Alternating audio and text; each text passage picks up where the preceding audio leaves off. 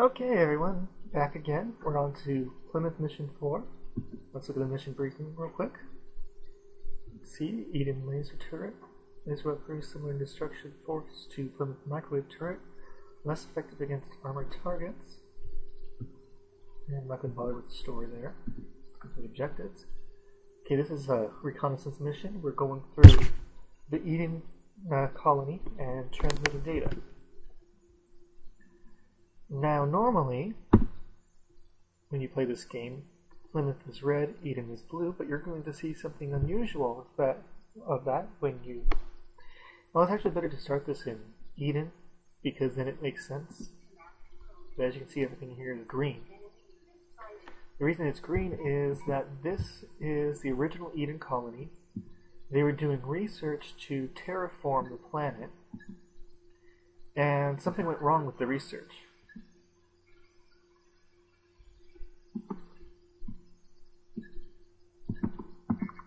Now, I don't understand the full extent of the story.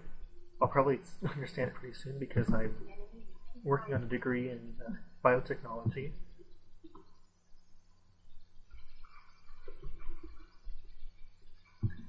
But they basically created a little microbe that breaks down organic bonds. And that's carbon. No, it was supposed to break down carbon and oxygen bonds in order to produce water.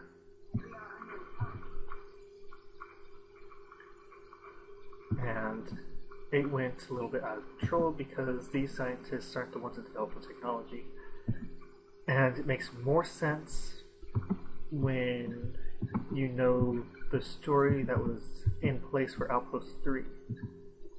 Yes, there was an Outpost 3 all planned. It would have been a great game from what I saw of the storyline. It would have tied a lot of things in a lot better, made it make a lot more sense. But unfortunately, it did not make it because Sierra cut off all funding for the developer, and they could never get another producer to pick up the game.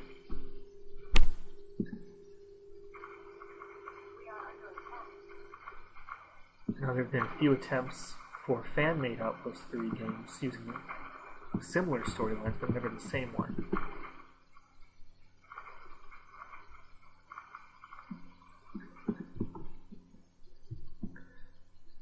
Now, the problem with well, let's talk a little bit about this mission. After a certain amount of time, my vehicles will become infected. So I have to be as quick as possible, get through this as quickly as possible. But I don't get any reinforcements.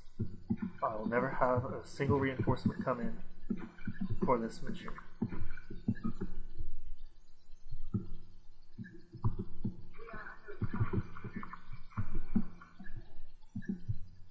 So what I try to do is I try to avoid the guard posts as much as possible. It's a lot easier on easy difficulty, for obvious reasons. No! Ah, fuckers.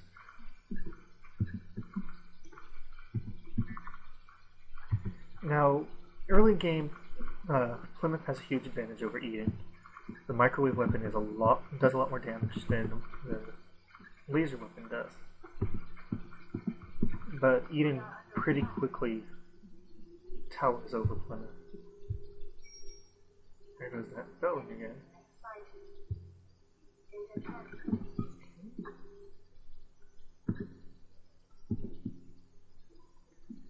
As long as you keep your vehicles a certain distance away from the infected vehicles, they won't attack, but they have an automatic attack system built in.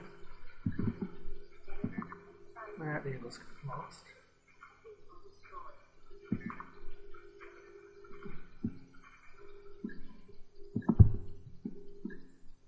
Now, while I finish this up, let's talk a little bit about the classes of vehicles here. You start out with the Lynx, which is a very light to chassis vehicle.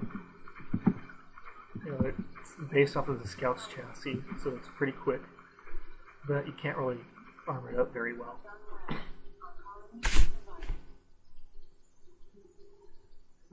So a lot of the problem with it lies in the fact that it's a very light armored unit. You can catch up to enemy units that are more heavily armored pretty easily, catch up to most other enemy vehicles very easily. Next combat unit up is the Panther. Oh, I actually get to build them. Oh, excuse me. Panthers are medium, they can handle medium armor, later on heavy armor, but that's all the advantage you get out of them. They are slower, and they only have the same single turret. Now the next one up from that is the Tiger, which is the slowest of the three, but it has dual turrets, heavy armor, and it is a tank in all rights. It is the Tiger tank equivalent in this game, and the Lynx is the Sherman tank equivalent.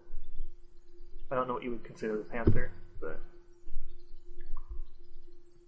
it's just insane. I mean, if you put Lynx against Tigers, the only chance you have is if you start going in just far enough to attack them once, get out of there before they attack you, and repeat that over and over again. Or to disable the Tigers with EMP weaponry, which you'll see later on in the game. Now, Plymouth has an additional combat system called the Arachnid in their League of Robots. And only Plymouth gets some. One of them is called a Scorpion, which has a very weak laser. The other one is a Spider, which can reprogram your opponent's units. Now, they come into huge play when you get into a lot of EMP usage because they are immune to EMP blasts. So while every other unit on the battlefield is disabled, they're out there, the Scorpions doing damage, Spiders reprogramming what they can. And it's very useful in single player anyway. Multiplayer, it's very difficult to have them very useful. These things are good.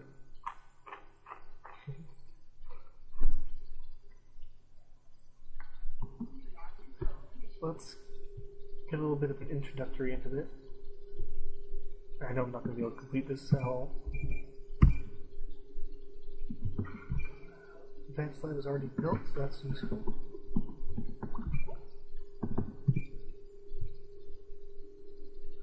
Now that is a very dangerous spot for that to be in, but as long as I start right away and keep on going, don't bother filling them up until the end. It'll be very helpful. Now I get a Robodozer now. These things are a bulldozer, and they smooth out the terrain. It makes it so your vehicles move a lot faster. If you smooth out the terrain before you build a structure, your structure will be built faster. And I'm putting huge risk on this by putting the advanced lab there. It is one of those structures that if it blows up, it's taking down anything it can around it. So let's see, enough evacuation transports. Build that one.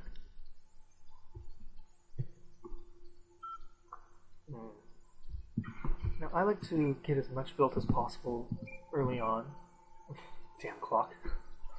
I like to get as much built early on in the game, that way I'm not rushing at it towards the end when I'm dealing with the problems.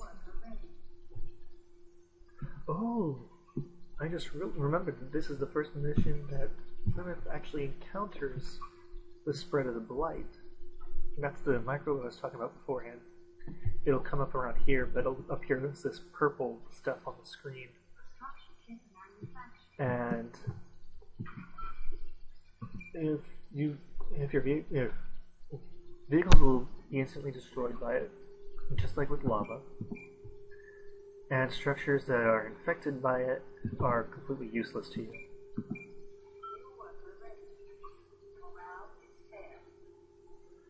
Okay, why is mine off there? Probably because of this. I'm going to get that in place first. Yeah, I should have remembered that. That meteor always hits there. As you can see, it does quite a bit of damage, but there's heavy armor on this structure. The command center.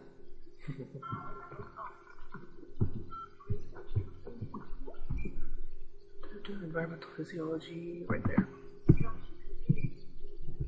Actually, this is another time when you want to split your scientists up. When you have multiple types of labs.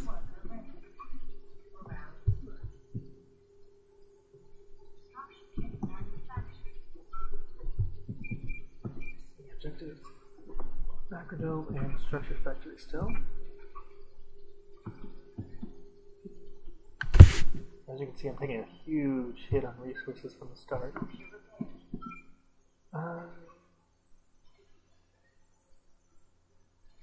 Some more total links, 2 of them EMP.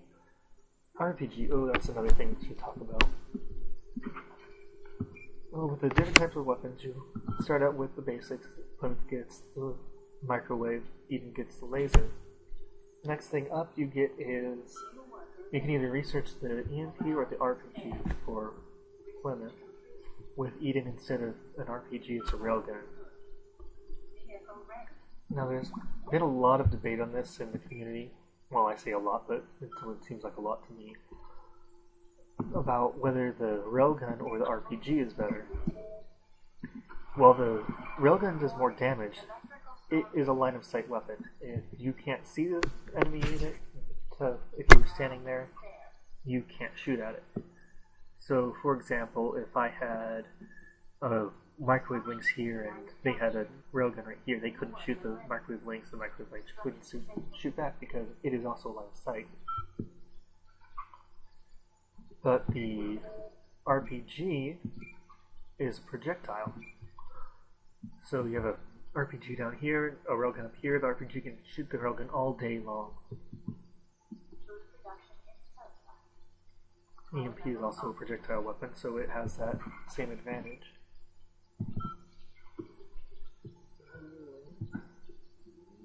Okay, move these down because that's pretty heavy hitting.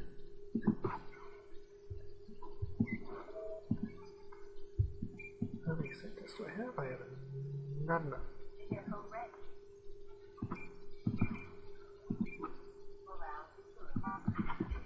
So I want 6 or more total links. I should build 6 now instead of down here. In this mission, you get your first encounter with patrolling enemies. You get even units that pop up down here, and they'll come towards your base. The first time I saw it, I didn't realize what was going on, and I got wiped out. And that was on easy too. That's pretty bad. It's pretty bad when you get wiped out on easy, even if it is your first time playing.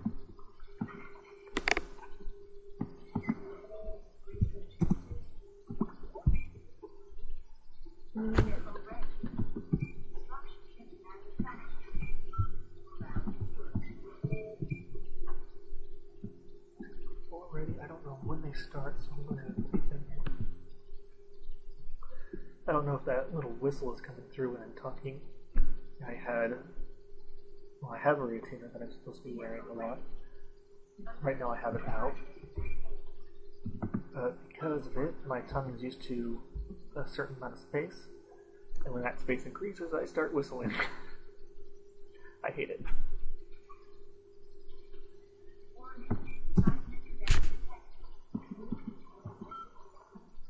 I started talking about disasters, didn't I? I don't know if I actually finished. Yeah, well, no, I did finish talking about that. But this level has a little interesting quirk that I'm going to exploit.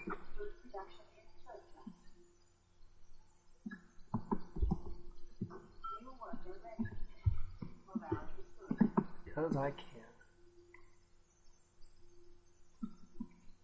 See, where this lava is starting, right here, you can see it up the side of the volcano. You can't see the full volcano itself, but you can see the lava coming off of it. The eruption always starts here, and this is the only time when you can cover up part of it. I've never seen it in another map where you can cover up part of the volcano. I believe it was just an oversight by the person who made the map. But if you cover it up early enough, well, when it starts erupting, I do it ahead of time. That way I can see it a little bit better. That's tough.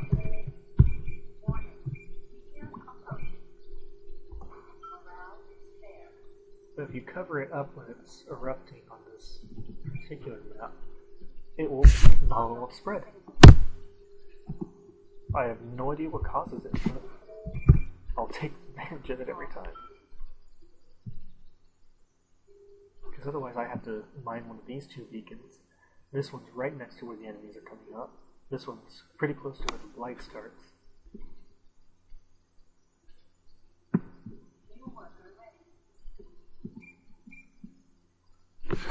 How long am I recording now? Okay, I'll stop at about 15 minutes. Because I really don't want to do another mission right now. I don't really want to go full out on it. If I complete it in that amount of time, that's great. If I don't, oh well.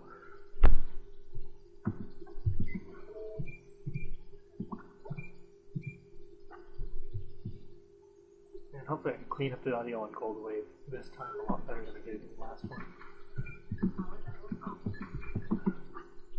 See, a lot of my time here is being spent repairing. I really should move the earthwork down here. The second that starts, well, as soon as that finishes, I'm going to want these, this.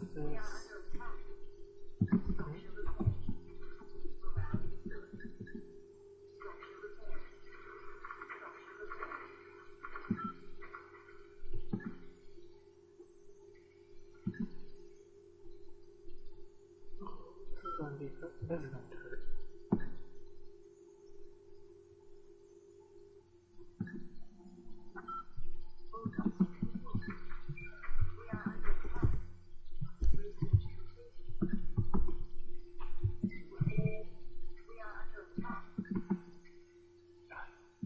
Where are you going?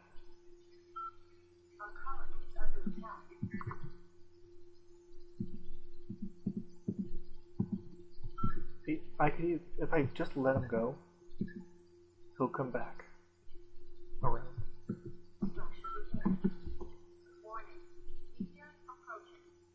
Think anyway. It's been a while since I've done this. He might just exit the map.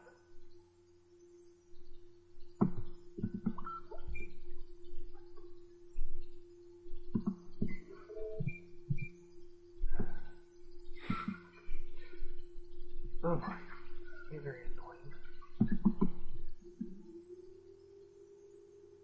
No, he's coming around. Okay, that's what I want right there. We need two going up to it.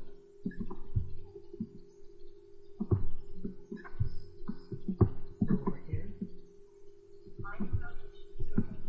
We need to build a rare ore smelter. Oh, that's why I want that spot right there. It's 3-bar rare.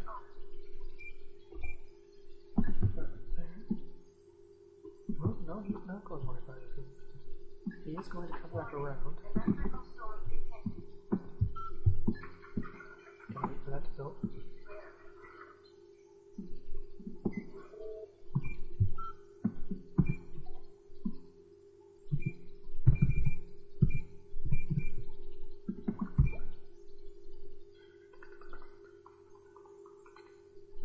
This is a good one. It's called Magnetohydrodynamics, I believe. This is Magnetohydrodynamics. It is, in my opinion, the best energy producer in the entire game. Oh shit, that was the wrong button. I meant to hit the bulldoze button.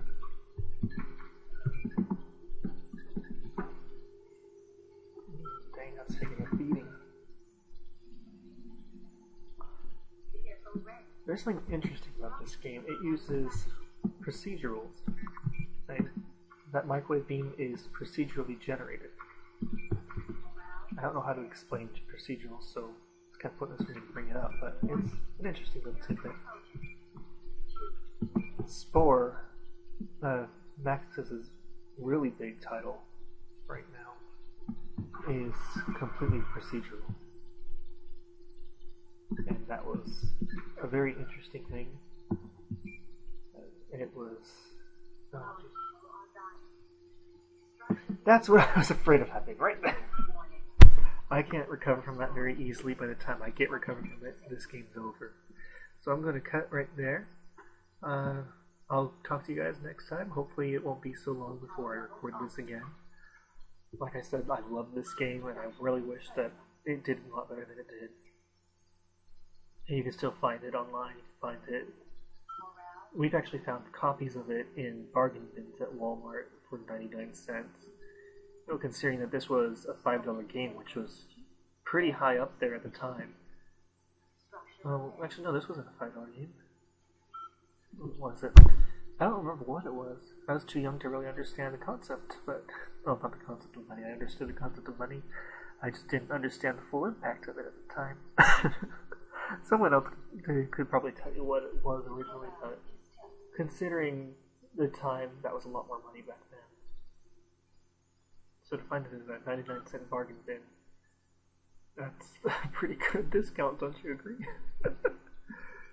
Oh, but yeah, if you want to play it multiplayer, you have to come to the Outpost Universe website and get the little upgrade that we did for it once you have a copy of it.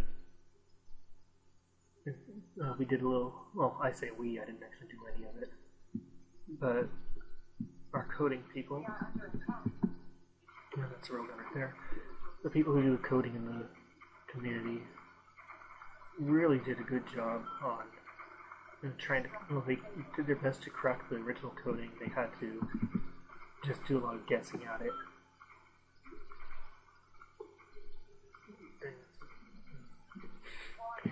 And so we were able to take out the cheat codes, first of all, which helps preserve the community over time. And then also made it so we could play online better. I'm trying to remember. No, we never did create a new. Yeah. We never did create a replacement for the actual lobby system. But yeah. Have fun, everyone.